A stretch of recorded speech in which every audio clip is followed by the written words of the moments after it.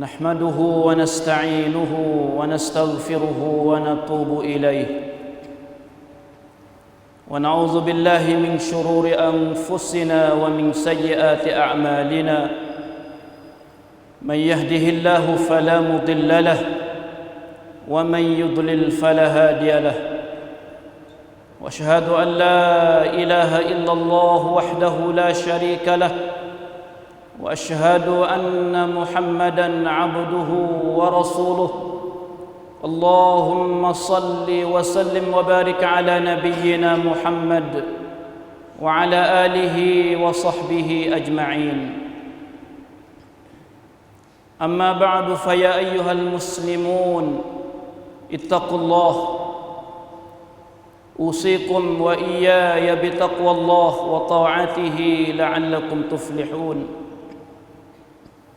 يا أيها الذين آمنوا اتقوا الله حق تقاته ولا تموتن إلا وأنتم مسلمون يا أيها الناس اتقوا ربكم الذي خلقكم من نفس واحدة وخلق منها زوجها وبث منهما رجالا كثيرا ونساء واتقوا الله الذي تساءلون به والأرحام إن الله كان عليكم رقيبا يا أيها الذين آمنوا اتقوا الله وقولوا قولا سديدا يصلح لكم أعمالكم ويغفر لكم ذنوبكم ومن يطع الله ورسوله فقد فاز فوزا عظيما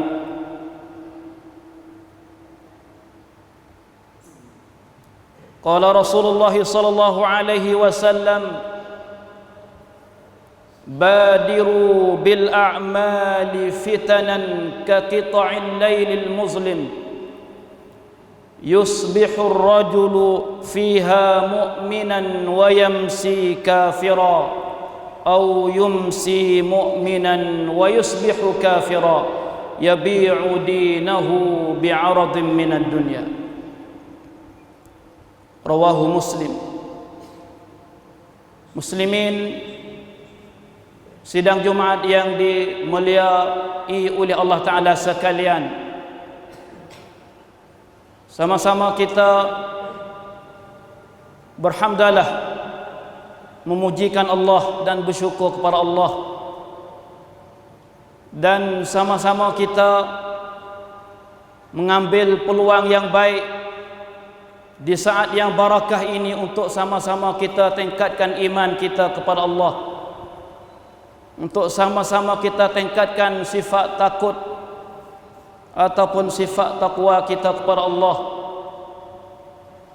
dengan berusaha kita melaksanakan amal-amal saleh, amal-amal yang disuruh oleh Allah, yang diperintah oleh Allah, dan sama-sama kita usaha menjauhi dan meninggal larangan-larangan Allah Subhanahu wa taala. Muslimin yang dikasihi Allah Taala sekalian, kita tidak syak lagi bahawa kita berada di akhir zaman, yang mana di akhir zaman berlaku perkara-perkara yang kadang-kala belum berlaku di masa yang lepas mari. Berlaku perkara-perkara yang pelik, yang termasuk daripada fitnah-fitnah yang berlaku di akhir zaman. Muslimin yang dikasihi Allah Ta'ala sekalian, Nabi SAW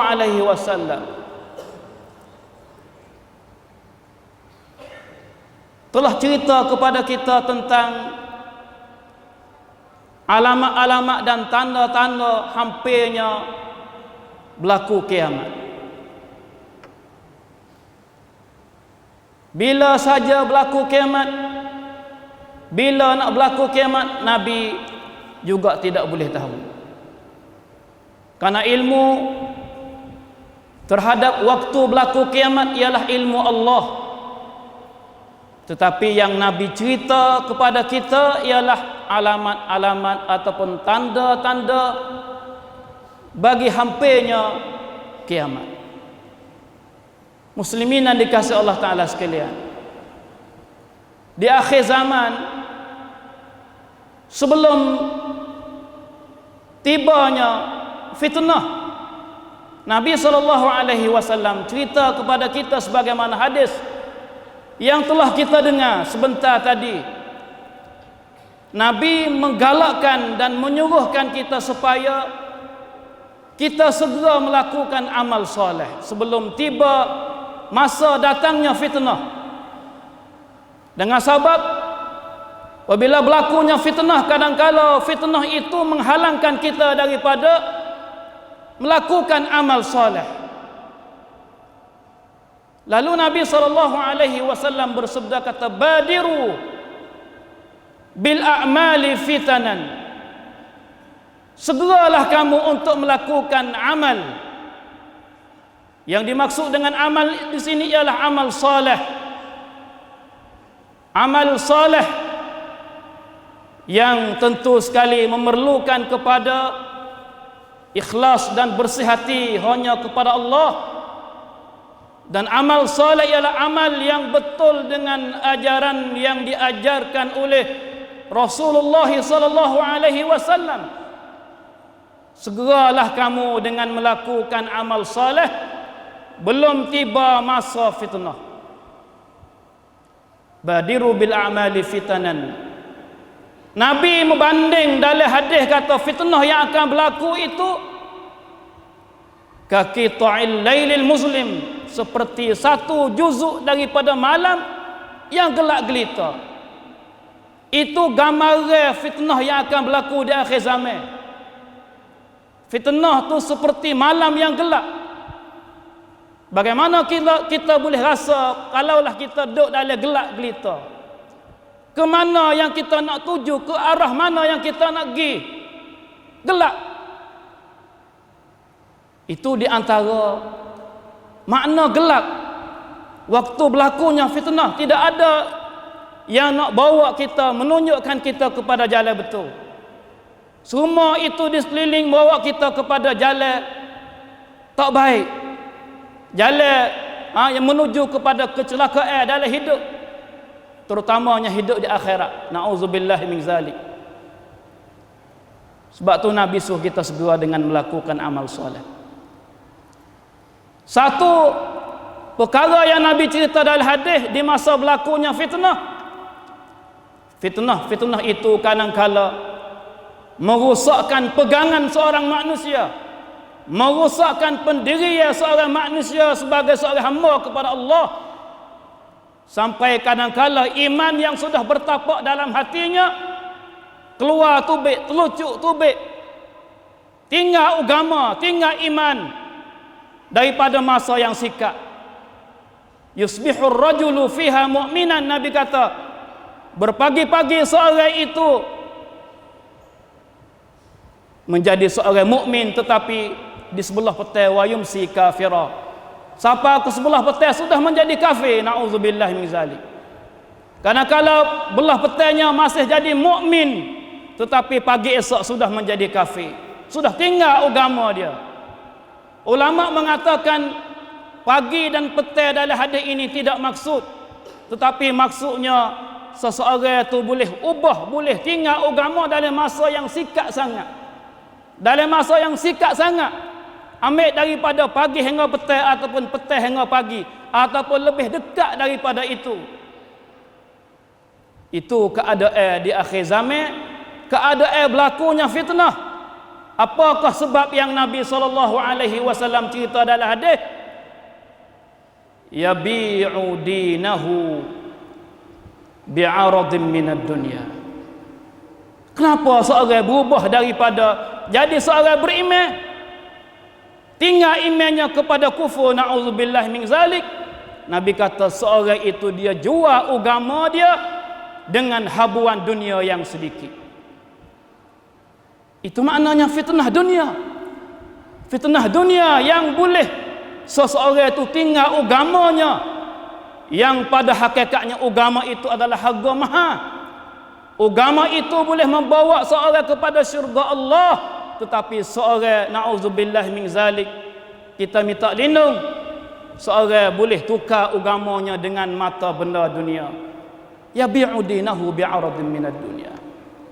Muslimin yang dikasihi Allah Ta'ala sekalian, Rasulullah sallallahu alaihi wasallam cerita dalam hadis lain, katanya la taqumus sa'atu hatta yuqbada al-ilmu wa takthura az-zalazilu wa yataqaraba az-zamanu wa tadhhara al-fitanu wa yaqsura al-harju wa huwa al-qatlu wa hatta yaqsura fikumul malu fayafida. Tidak berlakunya kiamat sehingga ilmu itu diangkat naik. Hadis lain menceritakan kata akak ilmu itu dengan Allah Ta'ala mematikan ulama. Allah Ta'ala mematikan ulama, itu maknanya ilmu diangkat. Apabila ulama mati, ilmu diangkat, maka tinggal orang jahil. Na'udzubillah min zalik. Orang jahil kadang-kala dia tidak mengetahui kata dia jahil. Na'udzubillah min zalik. Apabila ditanya soalan, dia jawab mengikut apa yang dia nak jawab, tidak berdasar kepada ilmu, menjadi sebab kepada sesaknya dia dan sesaknya orang lain. Ini perkara yang berlaku. Perkara yang berlaku. Semua soalan yang dituju bukan semuanya kita boleh jawab. Allahul musta'an. Apabila jawab soalan dengan tidak betul, tidak berdasar kepada ilmu, boleh jadi sebab kepada menyesatkan orang-orang lain. Na'udzubillah min zalik. Maka timbul banyaknya fitnah. Na'udzubillah min zalik. Banyaknya berlaku gempa bumi dan masa jadi sikap. Ulama mengatakan masa jadi sikap setengah maknanya hilang keberkatan daripada masa. Masa ada, tapi nak cari hak barakah sikit saja. Ataupun satu maknanya mudah perjalanan, singkatnya perjalanan di antara satu tempat pada satu tempat, maka masa yang ringkas pendek. Itu makna sikatnya masa di akhir zaman yang sudah kita rasa. Berlaku banyaknya fitnah dan berlaku banyaknya pembunuhan di akhir zaman, dan juga akan jadi banyak harta, limpah ruah, mewah harta. Itu sebahagian daripada alamat dan tanda kiamat. Muslimin yang dikasihi Allah Ta'ala sekalian, sebab itu Rasulullah sallallahu alaihi wasallam menyuruhkan kita umatnya supaya selalu kita berlindung dengan Allah daripada fitnah. Rasulullah sallallahu alaihi wasallam bersabda dalam satu hadis, ta'awwazu billahi minal fitani ma zahara minha wa ma batan. Faqalu na'udzu billah minal fitani ma zahara minha wa ma batan. Hadis yang dikeluarkan oleh Imam Muslim. Nabi kata ta'awwazu billah, hendaklah kamu minta berlindung dengan Allah minal fitani, daripada fitnah. Ma zahara minha wa ma batan. Fitnah itu sama ada hak zahir ataupun hak batin. Lalu sahabat Nabi SAW apabila dengar tunjuk ajar daripada Rasul SAW, selalu para sahabat berdoa kepada Allah dengan katanya, na'udzubillah, kami berlindung dengan Allah minal fitani, daripada fitnah ma zahara minha wa ma batan. Muslimin yang dikasihi Allah Ta'ala sekalian, ada juga satu hadis yang Nabi SAW bersabda, innas sa'ida laman junnibal fitan, innas sa'ida laman junnibal fitan, innas sa'ida laman junnibal fitan. 3 kali Nabi kata, sesungguhnya orang yang bahagia ialah orang yang dijauh daripada fitnah-fitnah. Sesungguhnya orang yang bahagia ialah orang yang dijauh daripada fitnah-fitnah. Sesungguhnya orang yang bahagia ialah orang yang dijauh daripada fitnah. Muslimin dan dikasihi Allah Ta'ala sekalian, Allah Subhanahu wa Ta'ala berfirman dalam Al-Quranul Karim, kullu nafsin za'iqatul maut wa nabluukum bisyarri wal khairi fitnah wa ilaina turja'un. Sesungguhnya kullu nafsin za'iqatul maut, setiap orang, setiap perkara yang bernyawa bernafas mesti rasa mati. Allah Ta'ala tegah dalam Quran kata, kami akan menguji kamu, sama ada ujian itu dengan rupanya dengan asyar, susah payah, sakit demam, ujian yang penat, ujian yang berupa susah, fakir, sesak, miskin. Itu adalah ujian. Sebahagian daripada ujiannya berupa al-khair, yaitu kaya, mewah, sehat. Kesemua itu adalah ujian untuk Allah Ta'ala mengetahui siapakah dapat bersabar dan siapakah dapat bersyukur kepada Allah Subhanahu wa Ta'ala. Oleh itu, marilah muslimin yang dikasihi sekalian, sama-sama kita jaga diri kita supaya Allah Ta'ala menyelamatkan daripada fitnah-fitnah, dengan makna kita selalu berdoa kepada Allah, dengan makna selalu kita berpegang teguh dengan ajaran Allah dan menjauhi daripada larangan-larangan Allah Subhanahu wa Ta'ala. Kadang-kala fitnah itu berupa syubhat, berupa kekeliruan, tak jelas, tak nyata, maka kita mesti mengatasi syubhat dan kekeliruan itu dengan ilmu yang benar.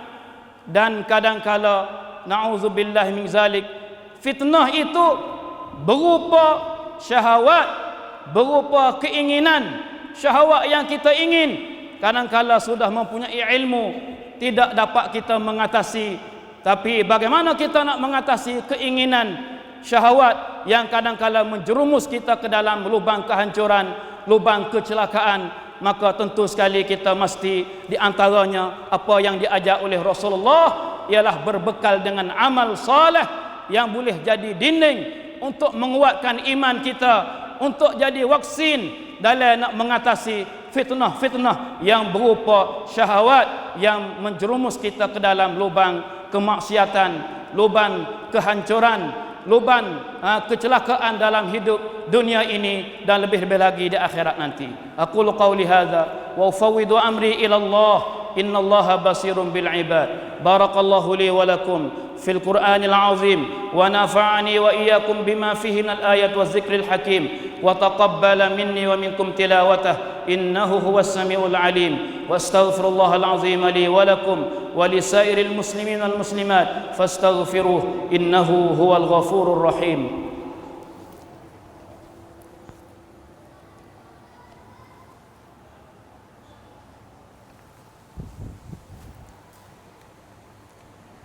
Alhamdulillah